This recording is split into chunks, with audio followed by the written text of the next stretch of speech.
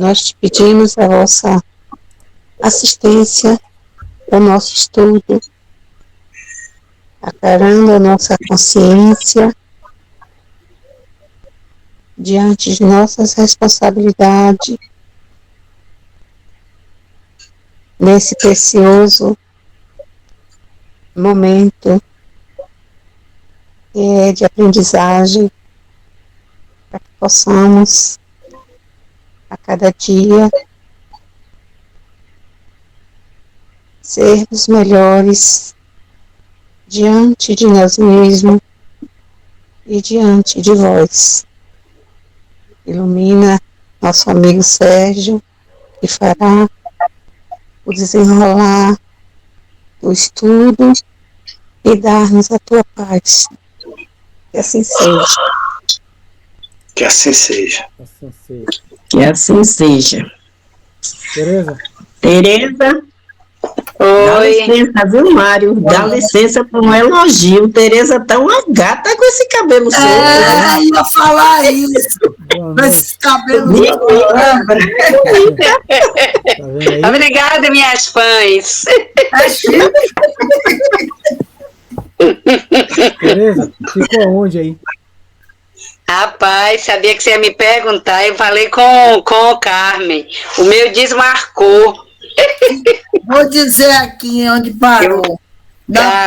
Esse livro aqui é a página 246, onde diz assim: hilário, incapaz de sofrer a curiosidade. Eu ainda estava mesmo aqui. Obrigado, viu, Carmen? Não. Hilário, incapaz, né? Então, ele está vendo aqui, observando os fenômenos da psicometria, né? E agora vão passar onde vão sondar um espelho, né? Com um espírito, uma moça, né? Uma desencarnada, né? Que está apegada junto àquele espelho dentro deste museu. Então, vamos lá. Hilário, incapaz de sofrer a curiosidade que nos esfogueava o cérebro, indagou sobre a moça, né? Que fazia ali, naquele túmulo de recordações? Por que se interessava com tanta ânsia por um simples espelho sem maior significação? O assistente, como quem já esperava por nosso inquérito, respondeu sem pestanejar. Toquei o objeto para informar-me, né? Aulus, né? Tocou o objeto para informar-se sobre por que aquela desencarnada, aquela moça, estava ali junto a ele. Este espelho, originalíssimo, foi confiado à jovem por um rapaz que lhe prometeu casamento. Vejo-lhe a figura romântica nas reminiscências dela. Era filho de franceses asilados no Brasil ao tempo da França revolucionária de 1791. Menino ainda, aportou no Rio e aí cresceu e se fez homem. Encontrou-a e conquistou-lhe o coração. Quando arquitetavam projetos de casamento, depois da mais íntima ligação afetiva, a família estrangeira, animada com os sucessos de Napoleão na Europa, deliberou o retorno à pátria. O moço pareceu desolado, mas não desacatou a ordem paterna. Despediu-se da noiva e lhe implorou guardasse a peça como lembrança, até que pudesse voltar e ser então felizes para sempre. Reticências. Contudo, distraído na França pelos encantos de outra mulher, não mais regressou. Depressa esqueceu responsabilidades e compromissos, tornando-se diferente. A pobrezinha, no entanto, fixou-se na promessa ouvida e continua a esperá-lo. O espelho é o penhor de sua felicidade. Imagino a longa viagem que terá feito no tempo, vigiando como propriedade sua, até que a lembrança viesse por fim repousar no museu. Então, aqui ele está estudando bastante, né? Explicando o capítulo 25, esse é o capítulo 26, o capítulo da fixação mental, que poderá continuar nessa existência e poderá se prolongar numa outra e poderá se prolongar até numa próxima encarnação. Então, já estudou isso aqui vários, né? Boa noite, Dalva. Boa noite, Ivan. Boa noite. Boa noite. Boa noite. Oi, Josi. Boa noite. Então está na página 240 Boa e na noite. página 246 na edição mais antiga. Na edição nova 240. Então, é Hilário perguntando a Aulus sobre por que aquela desencarnada está presa, né? Presa entre aspas, né? Ligada, vinculada, apegada a um espelho dentro de um museu. Então ele vai narrar aqui a causa, é um processo de fixação mental, né, dela, mesmo desencarnada, e quando ele diz o processo psicométrico de Aulus toca nisso, vê toda uma parte da história, né, onde ela namorou com um rapaz que veio da França, na época da Revolução Francesa, se asilou no Brasil, teve um processo mais íntimo, né? É claro que os espíritos são bem suaves, né? Aqui houve uma comunhão sexual, né? Imagina aquele século, porque houve uma ligação afetiva bem íntima entre os dois. Então o que ele fez? Ela fez ele, não, eu prometo que eu caso, eu prometo me casar com você. Ele vai para a França, porque jovem, o pai Napoleão, quando começa as atividades na França, a família retorna, não leva ela, ele deixa um espelho como promessa de retorno, ou seja, um mediador, algo que assim, eu vou voltar, toda vez que você olhar para o espelho, se lembre de mim. Casou-se com outro, encontrou outro, namorou, esqueceu dela, e ela continua com a fixação mental nele, olhando para o espelho, aguardando que ele retorne, né? Retorne. Então veja como isso aí parece para a gente, como parecia para Hilário. Como é que pode a pessoa ficar tá desencarnada, está dentro de um museu, junto de um espelho antigo? Um vidente chega lá, um vidente que não seja psicômetra, ou que o espírito não narrou em audiência, se ele for audiente também, a história. Rapaz, viu um espírito grudado no espelho, assim, ao lado do espelho, né? Estou usando a palavra errada. Ao lado do espelho. Como é que pode, pô? A pegada, começa o julgamento, a gente começa logo o julgamento. Ali deve ser apegada a isso, por dinheiro, há toda uma história romântica, há todo um envolvimento emocional, né, onde essa moça foi seduzida, assim, porque aquela é uma época, né? É uma época. O livro de quanto? 58, né? Eu sempre esqueço aqui, mas aqui tem. 1954. Então essa história deve ser o quê? Final do século XIX, do século XX, que o rapaz era jovem, 791, aí não sei. Mas naquela época, uma menina que perdia a virgindade, ela não ia casar, dificilmente ela encontraria um casamento. Então ela confiou nele e participou de uma ligação afetiva mais íntima, confiando na promessa dele. E veja como isso é sério. André Luiz passa pela mesma situação no livro Nosso Lar. Está lá, né? Quando ele encontra a Heloísa, né? A menina que ele se inicia sexualmente, a empregada que veio do interior, muito comum, né? A menina que veio do interior trabalha na casa do patrão, o filho se inicia sexualmente com ela, um pouco mais velha que ele, né? E ele vai reencontrá-la no mundo espiritual, com sífilis, porque ela não casou, perdeu a virgindade, e teve uma vida leviana, adquiriu a sífilis, que vinha por relações sexuais. Hoje estava tendo dificuldade para entrar. Boa noite. Boa. Então, ele passa a ser alguém vinculado a Heloísa. Está no livro Nosso Lar. Ele não se aprofunda nas outras obras, mas Narcisa falou, a partir de agora, que você reencontra ela na Câmara de Regeneração, ela não reconhece ele, acha a voz dele conhecida, porque passou muitos anos, eles eram jovens, né? Então, ele chorando no lado dela. porque ele se iniciou sexualmente com a menina que veio do interior. Utilizou-se da sua posição, o patrãozinho, e o homem. Então, veja o que a gente anda prometendo e como isso tem um peso na nossa consciência, na balança da consciência. Nada fica sem um retorno.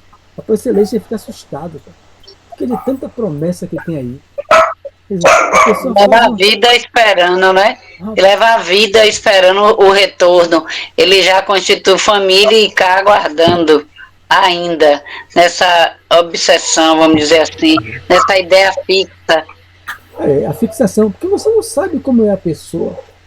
E no caso da moça também ainda tem que levar que ela deve ter entrado em depressão, porque ela levou boa parte da vida dela esperando ele retornar, e ele não retornou nunca.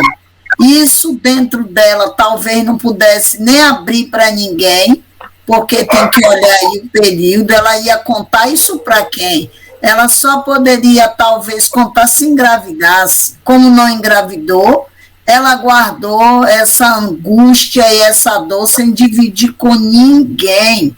E talvez isso aí contribuiu para ela ir definhando cada vez mais. Então, depois de tanta espera, e na mente dela, ninguém vai mais casar comigo, ele prometeu, ele garantiu que voltava, e os anos passando, ele não voltou nunca. E isso deixando ela cada vez mais angustiada, e veio a depressão, certamente. Depressão foi diagnosticada há pouco tempo. Naquela época, ele não sabia nem que ela estava com a depressão. Ela desencarna e continua com a ideia fixa de junto de um espelho. É porque ela tem amor ao espelho? Não. É porque o espelho representa ele. Isso. Na mente dela, desequilibrada. Então, a gente vai ver a solução. São duas soluções. No final, o capítulo está se encerrando. Deve terminar hoje. Mas há duas soluções que a espiritualidade superior vai utilizar, né? A gente vai ver aqui. No final, ele vai passar por um outro assunto. O mesmo assunto, mas sobre objetos, né? Depois ele explica qual a solução para essa desencarnada aí. O assunto, aventei preocupado, compele-nos a refletir sobre as antigas histórias de joias enfeitiçadas. Sim, sim, ponderou o assistente. A influência não procede das joias, mas sim das forças que as acompanham. Então, veja, o famoso feitiço, né? O feitiço, né? O feitiçado é o feitiço, aquilo ali. Ora, não procede do objeto. O objeto pode estar imantado com a matéria mental das forças que os acompanham, os desencarnados, né? Então, ali está todo imantado de uma matéria que os nossos sentidos físicos não registram, mas o sentido mediúnico que todo mundo tem, cada um em grau diferente. A outra sentiu um calafrio, entrou no local, um calafrio. A outra pode chamar a atenção, Teresa, com os pratinhos, toda vez que voltava, chamava a atenção os pratinhos de ouro, né? De ouro. É isso. Ela ficou atraída. Quem sabe se não foi aqueles mesmo ou outros objetos, pratos de ouro, que Teresa deve ter tido. Então aquilo acordou, entre aspas, no seu inconsciente essas memórias profundas que o esquecimento da reencarnação não permite adentrar, né? Assim, né? Graças a Deus. Aqui no caso de estudo, por isso que verdade. Então a gente vê isso quando ele está dizendo, a pessoa, a gente, se vocês voltarem, Carmen, no tempo que a gente foi de fazer esses trabalhos, né? Eu já fui na outra encarnação, isso eu soube porque quando eu fui no tratamento espiritual, eu comecei com o Divaldo Franco.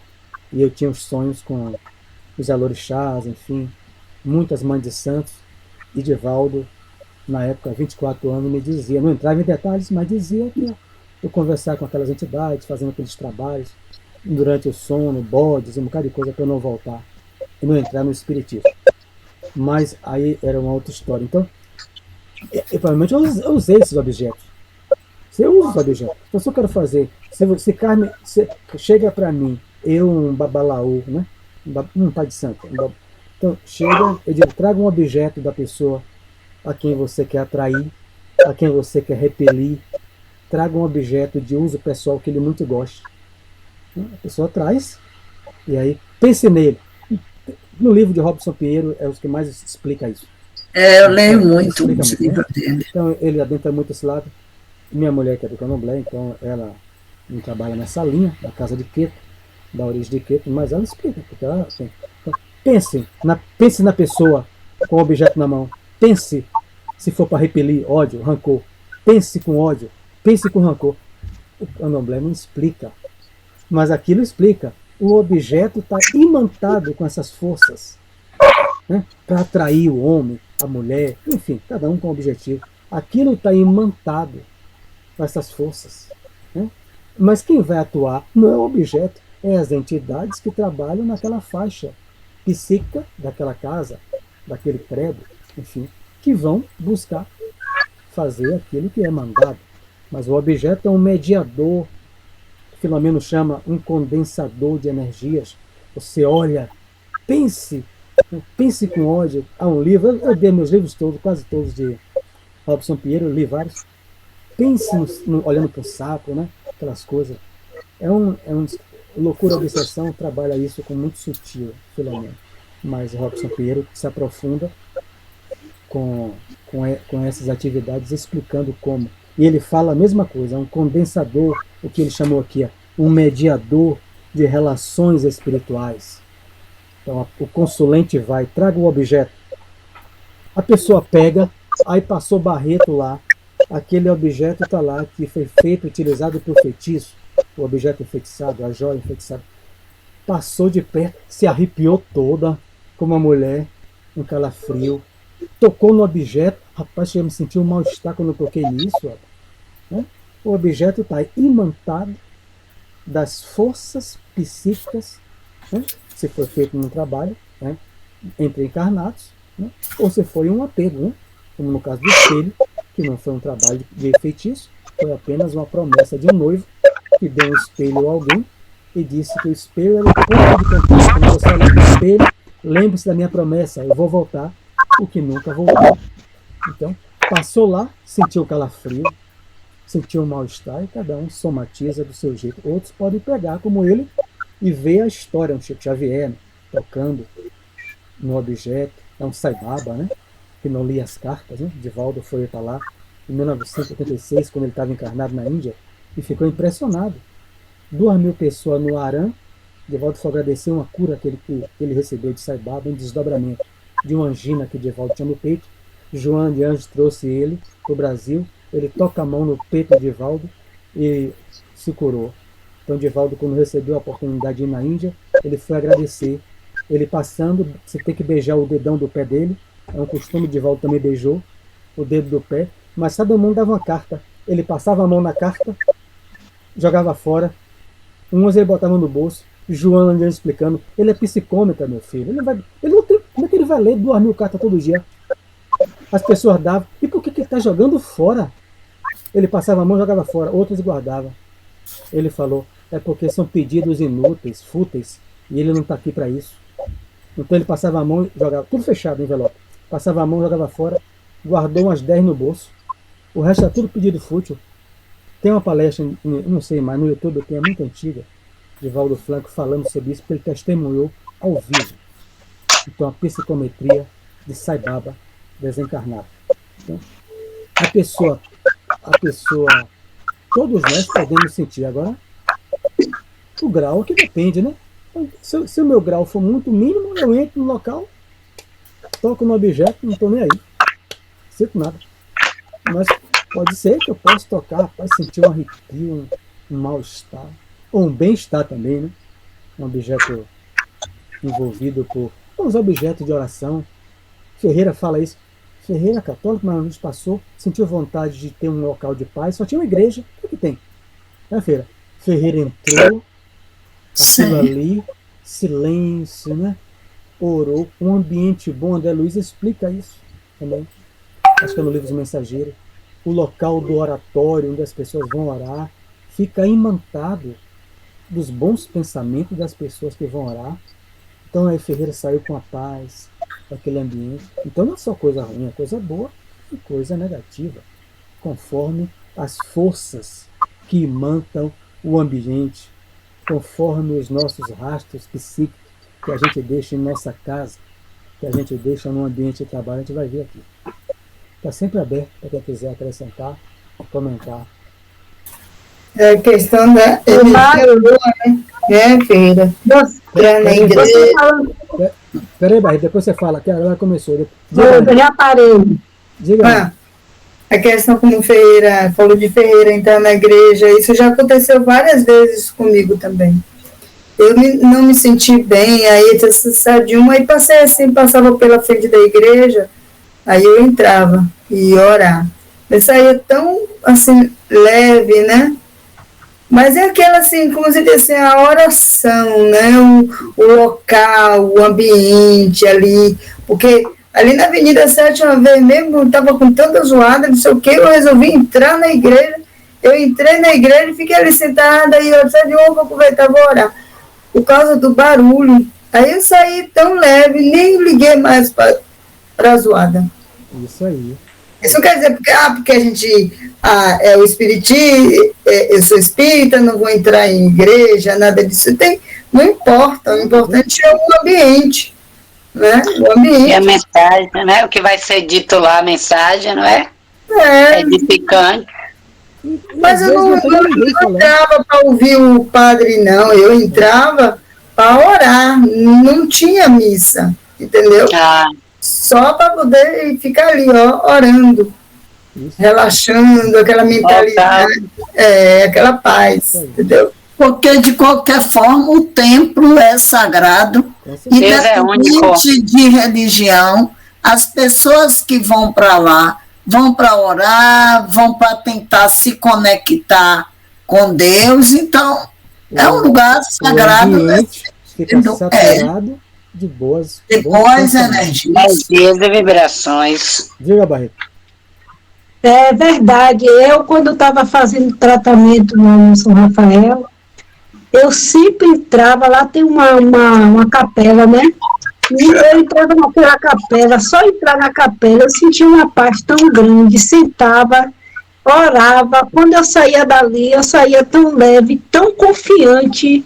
É como você, como Anne disse, realmente o local seu também, seu Ferreira, gente, não importa, o local da oração é um local sagrado, e onde a gente se sente bem, não quer dizer que a gente, sendo espírita, a gente não vai entrar em um local desse, pelo contrário, não importa o que a denominação que dá, todo local onde há paz, onde há oração, Jesus, Deus está ali, Jesus está ali junto conosco, e a gente se sente bem, desde quando a gente esteja com o nosso, que vale ao nosso pensar, né? Nosso sentimento, como nós vamos até ali, né?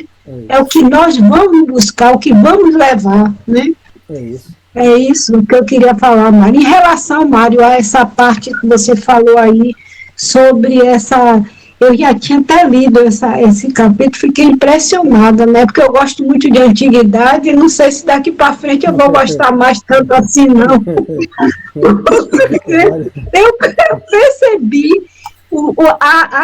a situação, né? E como também agora com esse problema da minha sobrinha, que graças a Deus minha sobrinha resolveu doar as coisas, com a vontade dela e do esposo, né, que como vocês falaram, né, não importa a vontade da pessoa que está fazendo aquilo, não importa pegar de qualquer jeito e se desfazer, né, então eu estou repensando muito sobre isso, e inclusive outra coisa que você falou aí, que é muito importante, que às vezes a gente fala, observa e não sabe o que está por trás de tudo aquilo. No caso da imantação da casa de Umbanda, da casa de Candomblé, como é que eles usam essas energias, né?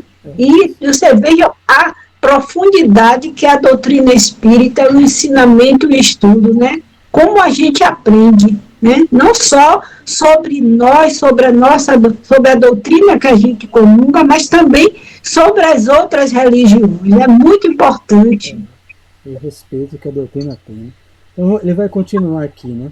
Então, ele citou só um tipo de objeto, que são joias, né? Porque a pessoa, o mais comum é ficar em joia, né? Sim, ponderou, já falei. Hilário, que meditava a lição maduramente, considerou. 2 pontos. Se alguém pudesse adquirir a peça e conduzi-la consigo, no caso o espelho, ou a joia já citada, né? Ou qualquer outro objeto, né? Que alguém se apegou, de certo, atalhou o instrutor, arcaria também com a presença da moça desencarnada. Não, ele citou o espelho. Arcaria também com a presença da moça desencarnada. Isso seria justo? É que qualquer um perguntaria. Quer dizer, digamos, ele não está à venda, é um museu, né? Mas se tivesse à venda nessas casas de antiguidade que Barreto falou, aí a pessoa tem dinheiro e compra. Tereza, os objetos, podia ser dela, né? Ou podia ter alguém ali grudado, né? Dela de outra vida, né? Que eu estou falando. E não tem ninguém desencarnado ali, mas podia ter alguém ali, né? Isso seria justo? A moça levar, alguém que comprou, levar um espírito desencarnado para sua casa, né? Aulus esboçou leve sorriso e obtemperou. Hilário, a vida nunca se engana. Ele está dizendo, Hilário, Anne, Hilário, você não estudou o livro dos Espíritos, não? Não existe azar, sorte, acaso. Quem comprar, tem. Se Tereza comprar os pratinhos, aí tem. Aqui, ó, a vida nunca se engana. É provável que alguém apareça por aqui e se extasie à frente do objeto, disputando-lhe a posse. Mas quem? O moço que empenhou a palavra, provocando a fixação mental dessa pobre criatura, ou a mulher que o afastou dos compromissos assumidos. Até a se o moço, digamos, porventura tivesse reencarnado, né? Ele não entra em detalhes, né? Que esse tal moço esteja reencarnado. E a outra mulher também. A outra mulher também entrou no jogo. Mas a mulher estava na França, nem conheceu a brasileira, mas entrou também. Porque. E aqui não se adentra assim, o rapaz conversou com ela lá na França, olha, eu tenho um compromisso, porque tem uma comunhão sexual naquela época, né, com as meninas que casavam, as mulheres casavam virgens, né? Então você tem um ato sexual antes do casamento, é um ato de profunda confiança que a mulher tinha, depositava naquele seu noivo, que sabia, esperava que ele honrasse com o casamento. Então, aqui não se aprofunda se ele falou isso com a moça na França. Não tenho como saber. A questão é que ela se comprometeu também. Ele ou ela. Então, se ele tivesse reencarnados hoje ou amanhã, possivelmente um dia virão até aqui, tomando-a por filha ou companheira, no resgate do débito contraído. Quer dizer, o espelho não está à venda. Porque museu, eu trabalho no museu Arte Sacra. Lá não vende nada. É só peça de arte sacra. Só se fosse casa de antiquário. É isso. Então isso já é um perigo até se comprar esses negócios assim antigos. Que às vezes vai levando o dono e quebra. Mas quando chegou lá, o que é que ele atraiu? Digamos, ele não entra em detalhe, mas se esse moço... Vai levando a compra e a entidade. E uma promoção, né? Bela promoção. Mas gente, tem que ver aí que não é assim também, não. Não é assim, não. Eu vou comprar um objeto de antiguidade, vou botar na minha casa e eu vou ter espírita, me rodando, tudo depende. Tudo depende de nós.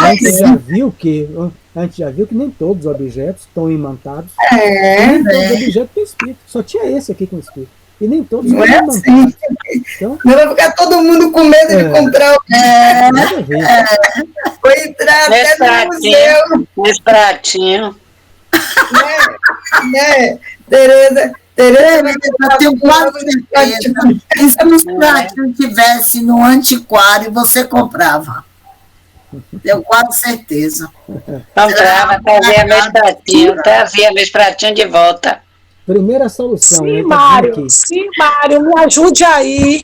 já que vocês já têm essas experiências, já estão aí explicando, e no caso de minha avó, que minha avó não está mais deixando ninguém dormir com ela no quarto, ela já sabe quantidade ela tem de anel, como eu já falei, e ela tem ouro mesmo, eu não estou mentindo, não é brincadeira, é caso sério, e ela sabe quanto tem, todo dia ela conta, e vou além disso, minha avó ainda não morreu, graças a Deus ainda, não desencarnou, está bem de saúde, mas infelizmente a verdade é certa, a família é um problema sério, seríssimo. Já tem minha prima, a filha de minha prima, já tem meu primo, e já tem outro tio que está de olho no ouro, de minha avó. Ave Maria! Aí é o apego mesmo, viu? Aí tá uma coisa assim, o apego. Aí tá brabo. Aí ela mandou me chamar, eu fui lá, depois que eu voltei, fui até lá, voltei no mesmo dia que ela mandou me chamar, que ela disse assim, eu assumi uma responsabilidade com ele, eu digo, tô fora, minha avó, eu já sei o que, você nem sabe o que eu falei, eu digo, mas eu já sei o que é. Aí eu digo o que é, eu digo, a senhora vai me pedir, quando a senhora desencarnar, eu ficar com o ouro da senhora. Eu disse, sinto muito, minha avó, me peça outra coisa, mas isso eu tô fora. Você fica e faz obra de caridade. Eu vou dar, Dalva, depois eu vou dar o nome todo de Ferreira e o endereço, aí para você mandar para ele, aí depois eu pego na mão dele, que eu tô como terceiro. Sobrou para o senhor, Mr. Ferreira. Eu tô ouvindo aqui. Chega lá. E transforma em obra de... Faz doação, Dalva, recebe e faz doação. Se você quiser, vai dizer, tem a quem doar, que não vai... É verdade. Eu já reuni algumas pessoas, mas faltam mais. Eu aí vou conversar, vou passar o que eu estou aprendendo, que se minha avó ficar comentando para todo mundo que eu assumi essa responsabilidade, eu já estou caindo fora. Então vai ter essa reunião, vou marcar agora em novembro, bem antes do aniversário dela, porque essas coisas não podem se esperar, porque você não sabe o dia nem a hora que vai desencarnar. Então a gente dá risada, mas o negócio está sério, eu não quero essa responsabilidade realmente. Entendeu? Aí eu já vou reunir, daqui ao dia 15 já vou reunir. Não quero não. Dalva, Ô, gente. Dalva, ela mora com você? Não. Joana de Ângela indica isso, não é para criança, é para todo mundo. Já que se ela não aceita, assim, não estou dizendo, uma conversa espírita, para buscar o desapego dela, dessas coisas, é pro bem dela.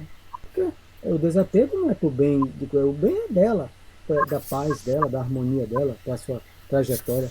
Então, Joana de Ângela, quando a pessoa não aceita durante a vigília, esses entendimentos que ele está fazendo, converse com ela 10 minutos na hora que ela dorme. Então, espera dormir, basta pegar dormir no sono, aí você vai baixinho, né, para acordar ela. Converse fazer bastante evangelho, né, Sérgio? Converse com ela, vovó. Se desapega, diz qual é do jeito espírita. Não vai falar doutrinariamente. Não vai levar nada disso, não vai levar nada. Vai conversando. Toda vez que você tiver a oportunidade, quando ela dormir, faça isso. Há processo de cura sobre isso. Joana de Ângela indica isso por de volta. Porque tem pessoas que não, ela tá distribuindo tudo. Porque ela, como espírito emancipada, ela vai começar a escutar. Mesmo que ao acordar ela não se lembre de nada, mas aquilo vai se assimilando no pensamento dela, né? Enfim. E vamos ela desapegue. Lá em cima, né? A coisa é séria. Ela vai voltar, né? Mas nós tivemos um caso desse aqui na 4, né? Que as irmãs faziam lá no centro, ia lá do centro, e ela chamou a gente para ir na casa dela, pedir para ajudar elas com uma irmã que até que ela tinha tudo dentro do quarto, garfo, tudo as coisas dela assim, as coisas tudo guardada no quarto, sem ter, com aquele apego. Então ela já estava numa situação tão difícil, e nada de desencarnar.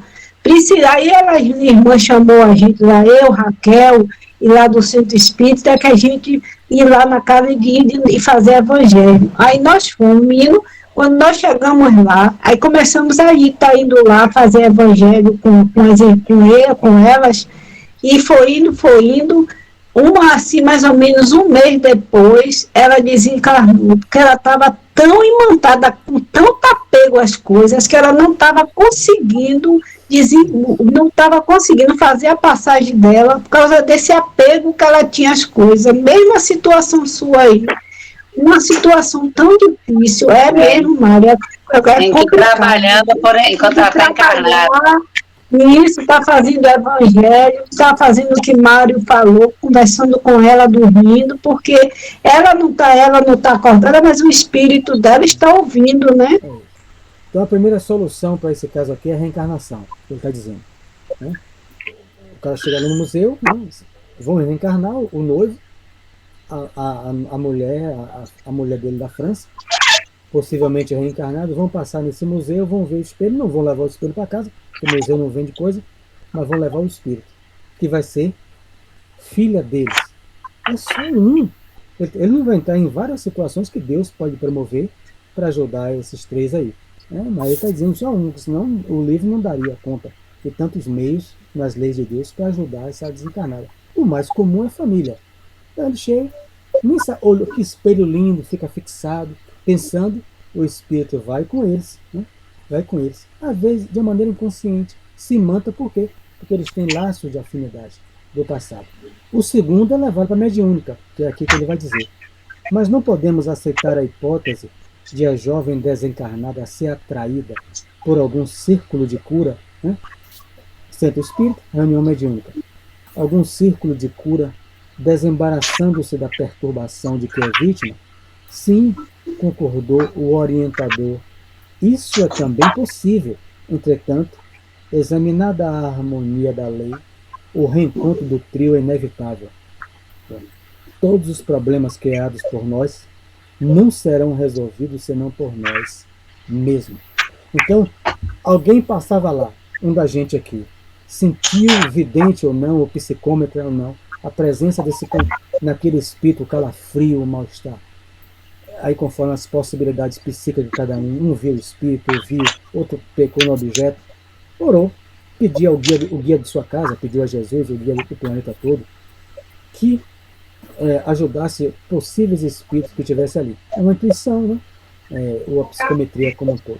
Pediu o guia da casa, onde aquela pessoa passou, pode levar aquele espírito, atrair aquele espírito, para esse círculo de cura, essa reunião mediúnica, mas onde ela vai ser ajudada a fazer isso que a gente falou, né? Esse processo de desapego, né? O doutrinador, né, vai orientar para o desapego, né?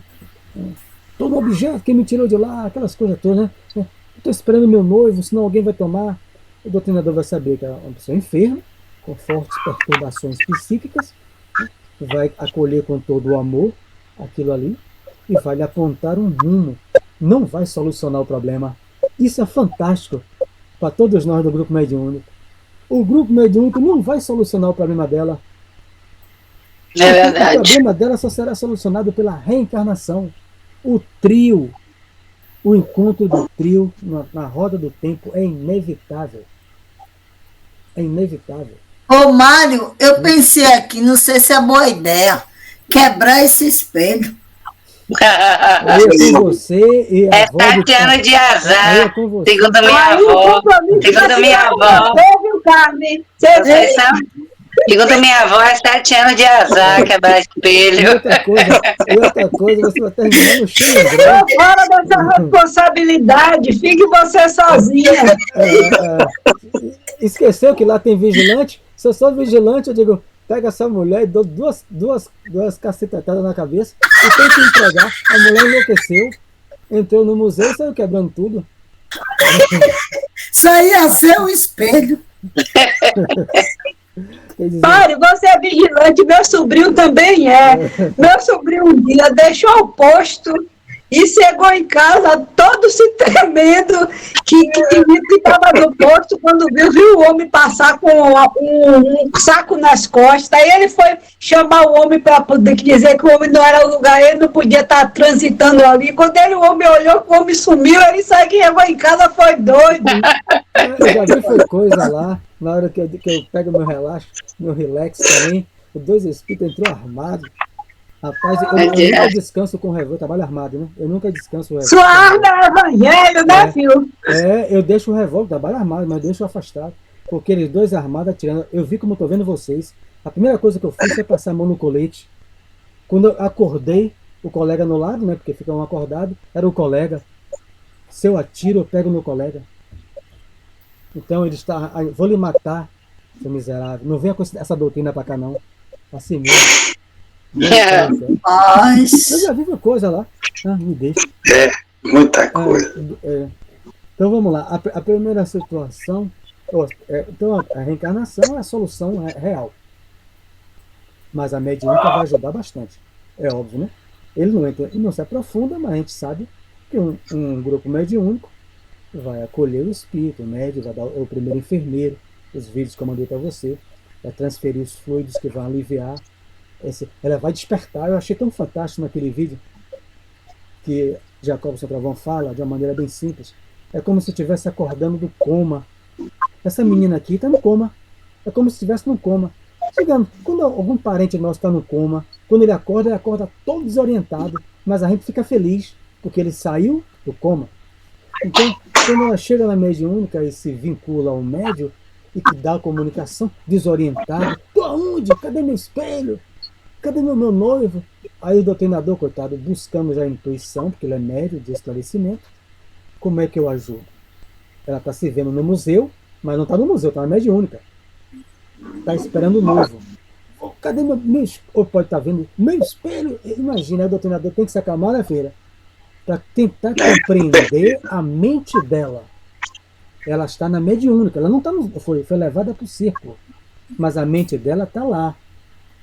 Então o doutor tem que compreender. E também que ele não vai solucionar o problema, ele vai acolher, vai escutar e vai apontar um rumo para a melhora dela, que já começa a partir do momento. Mas o reencontro do trio é inevitável, porque todos os problemas criados por nós não serão resolvidos senão por nós mesmos. O doutrinador não vai resolver o problema dela, nem dele. Será resolvido por ele, com ela.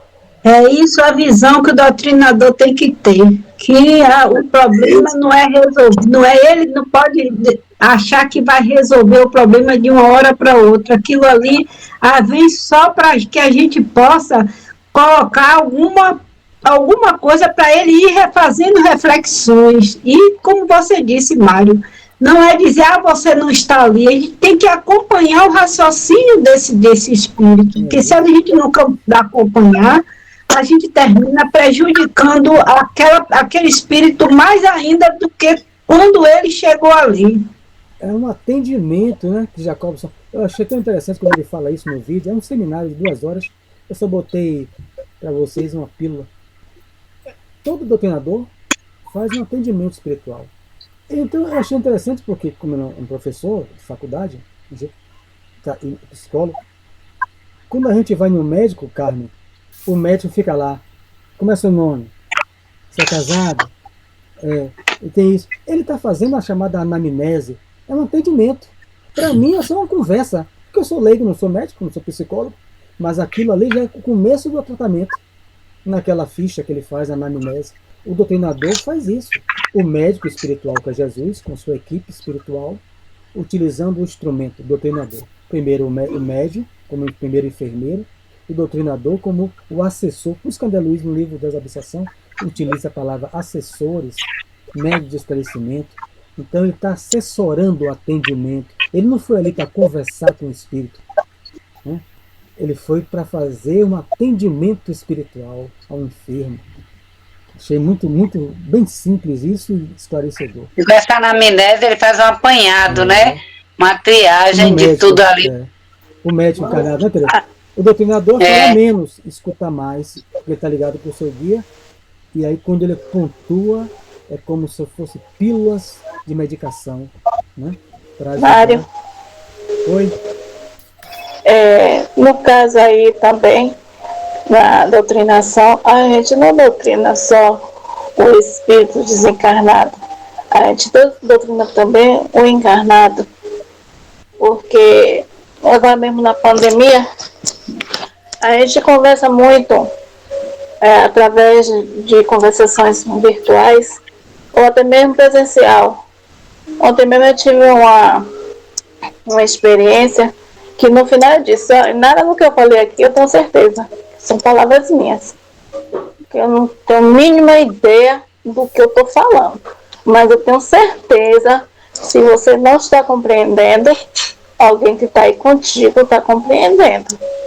Então, eu acho assim, como todos os trabalhos do centro, a gente tem que sempre estar vigilante com os pensamentos e sempre conectado com a espiritualidade maior.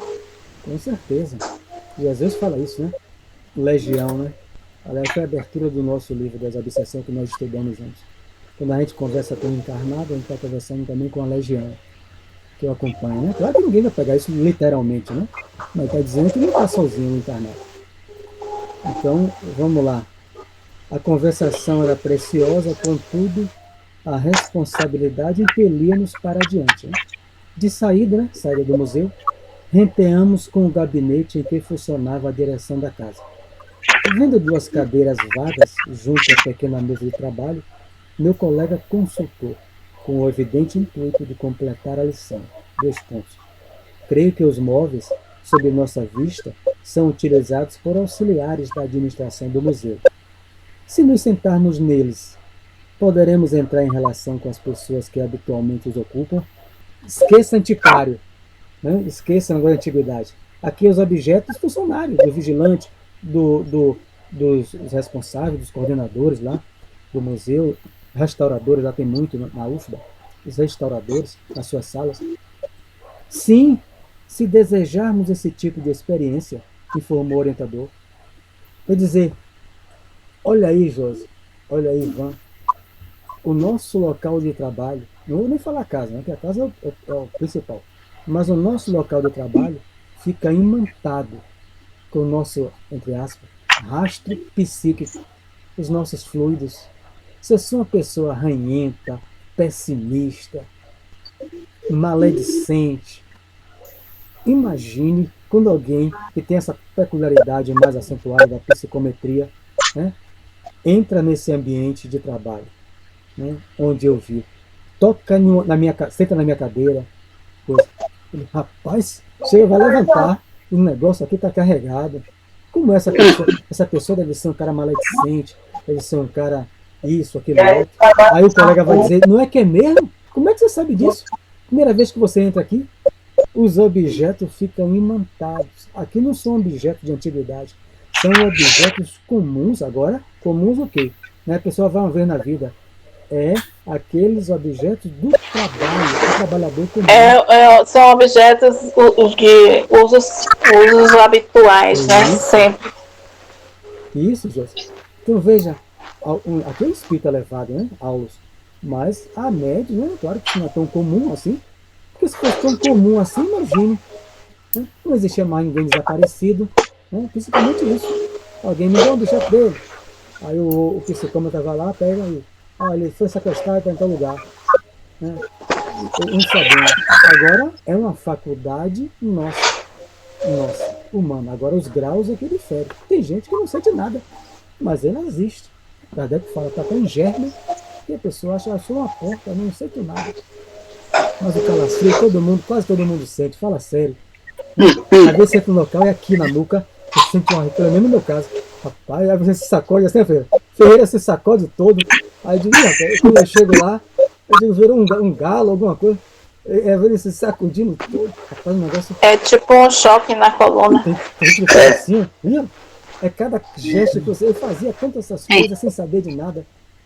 Quando você chegava, cruzava com alguém. Então, Verdade. E nos referindo ao reencarnado. Oi. Nos referindo aos encarnados, prosseguiu Hilário, qualquer pessoa, servindo-se de objetos pertencentes a outros, tais como vestuário, leito, adorno, pode sentir os reflexos daqueles que os usaram perfeitamente. Então está repassando. Né? A minha roupa habitual, se alguém tem essa capacidade ampliada, ela está jogada no chão, tocou, pertence a Mário Sérgio, ele mora na quadra E, ele era espírita. É uma coisa comum, né? Nesse grau que eu estou falando, né?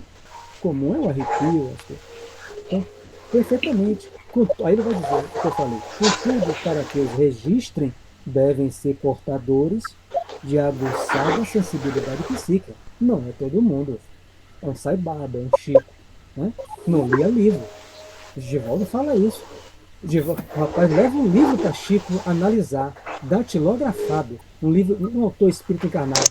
Chico, antes de eu mandar para a editora, avalie. Chico tem tanta coisa para fazer. O livro, 400 páginas. Chico pegou no livro, a entregou. Tá ótimo. Menos o capítulo 9, porque você cometeu um erro doutrinário grave. O homem pegou as coisas, que era em papel ofício. Quando leu ali mesmo, rapaz, eu não tinha visto isso. Divaldo ao lado. Divaldo falou assim, é ordinário, eu tenho que ler tanto livro para fazer a palestra. Você pega e fala isso. Quem é que tem na faculdade tem uma puxada? Não é todo mundo. Né? As marcas de nossa individualidade vibram onde vivemos. Aí é todo mundo. Aqui, a minha casa, a casa de Anne Barreto, está impregnada da matéria mental de Barreto. Sentimento e pensamento. As marcas de nossa individualidade vibram onde vivemos e por elas provocamos o bem ou o mal naqueles que entram em contato conosco. E tudo que observamos é mediunidade? Sim, apesar dos fatos dessa ordem serem arrolados por experimentadores do mundo científico sob denominações diversas, entre elas criptostesia pragmática, né? Charles Richer, não vou falar que é a mesma coisa, ele só mudou o nome, Charles Richer, metagnomia, tátil e telestesia, aí é Boirac, Bosani, e tomando a dianteira para o retorno à via pública, rematou. Em tudo, vemos integração, afinidade, sintonia. E de uma coisa não tenhamos dúvida. Pelo pensamento, comungamos uns com os outros, em plena vida universal. Tudo que ele vem dizer, que gerou psicologia, há uma integração, né? Há uma afinidade, uma sintonia. Está tudo integrado. A moça tem no espelho, né? Integrado, entre aspas, aquele objeto, né? Mas havia uma causa maior, que é a promessa do noivo, a qual ela tinha profunda afinidade de sentimentos, que estabeleceu sintonia com ele, que vai reencontrá-la no museu, que vai levar para ser filha dele ou outra situação, ela e outra. Então, não existe azar, sorte, acaso, tudo está integrado. Mas o que eu achei muito interessante, nesse finalizando aí, é quando ele diz: as marcas de nossa individualidade vibram onde vivemos e pode provocar nos outros que têm contato o bem ou o mal. Ele está falando aqui, né, da força do sentimento e do pensamento. Então, se eu olhar para uma foto de alguém que me fez o mal e eu não consigo perdoar, mágoa, aí eu olhar com raiva, eu estou imantando aquela pessoa, emitindo para ela, né? E no objeto, o meu sentimento de ódio, de rancor, como pode ser também do bem, como foi citado aqui nas igrejas, que a gente entra em qualquer tempo, né? De oração, de fé. Diga, Teresa. Vamos falar assim, vestuário foi de tal pessoa, não é? Aquele cheiro, aquele coisa que fica impregnado. Você lava, relava, mas você sente o cheiro daquela pessoa, geralmente familiar, né? Você sente, eu estou sentindo o cheiro, a roupa já foi lavada, já foi tirada, aquele cheiro daquela pessoa, ela fica ali, imantada ali dentro daquele vestuário. É um negócio que eu já vesti roupa de morto, né? Não sei o que é disso. Morto, morre? Não é isso que você disse? Não é disso? Roupa de morto. Quando minha esposa mesmo, quando eu conheci o pai dela, desencarnou, né? E algumas roupas davam em mim. Aí eu fiquei com algumas como herança, né? Eu não tinha conhecimento nenhum, né? Mas você quer, seja, para me dar? Então, quem for primeiro do que eu, fique tranquilo. Os homens que estão aqui, Ivan, Ferreira. Porque agora você ia usar, Agora, de Ferreira e Ivan, eu posso até usar, né? Se forem antes do que eu, porque eles não vão estar apegados a um cinto, a uma calça, a um tênis, né? Mas de outra pessoa, eu já penso 1000 vezes, né? É verdade. Eu não vou aceitar. Agora, é certo, a gente não pode também, né? Entrar no tema de terror, de terrorismo, né? Não vou comprar isso não, porque aquilo outro, não é isso. O estudo não é isso. A gente já viu que nem todos os objetos estão imantados, porque ninguém se apegou mais a ele. E nem todos os espíritos. Havia um espírito, um objeto. Mário, quando minha mãe desencarnou, eu só peguei uma coisa dela, uma camisa, uma blusa que ela bordou o nome dela, né? Botou o nome e o sobrenome. Eu disse, eu só quero essa blusa dela. Mas eu visto ela numa boa, já está toda rasgada. Está aqui de braço aberto, tirado um pedaço aqui, toda furada. Mas eu gosto de vestir ela, que eu me sinto assim, tão leve, sabe? Assim, abraçada, acolhida. Não sinto assim essas coisas todas que vocês falam aí, não. A sua mãe, pelo amor de Deus. Assim, aí é diferente, Rony. Eu quero fora, mas não consigo, porque eu me sinto. Aí é o certo. Me ama. Vai ficar feliz. Se você voltar, se você gostar, ela vai plasmar no mundo espiritual essa blusa. Eu não consigo jogar fora ela, não. Já tentei várias vezes. 4 minutos. Vamos fazer essa prece, lembrando que é sexta-feira, Deus permitiu o nosso reencontro. Vamos para a nossa prece, que a gente está precisando demais. Conforme estava programado intuitivamente, André Luiz orienta no livro Conduta Espírita, perante a política e perante os companheiros. Ele orienta que nós orássemos pelos governantes, independente do partido, independente do nome. Oramos para que eles se desincumbam bem das tarefas aos quais eles se candidataram.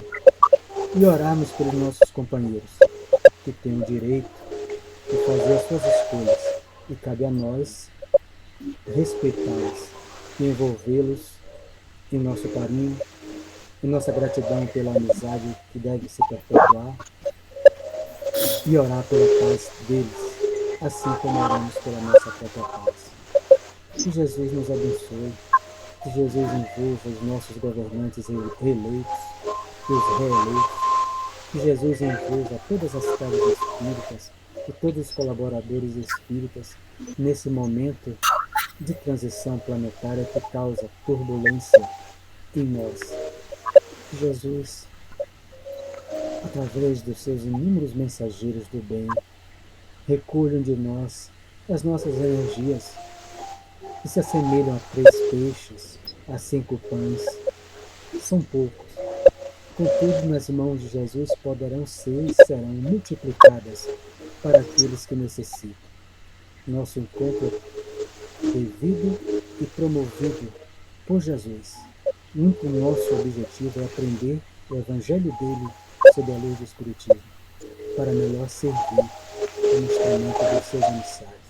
Jesus abençoe a todos os governantes do país. Que Jesus abençoe ao amigo Jair e todos os amigos da doutrina espírita. Que assim seja. Que assim seja. Que seja. Boa noite. Até amanhã, Boa noite.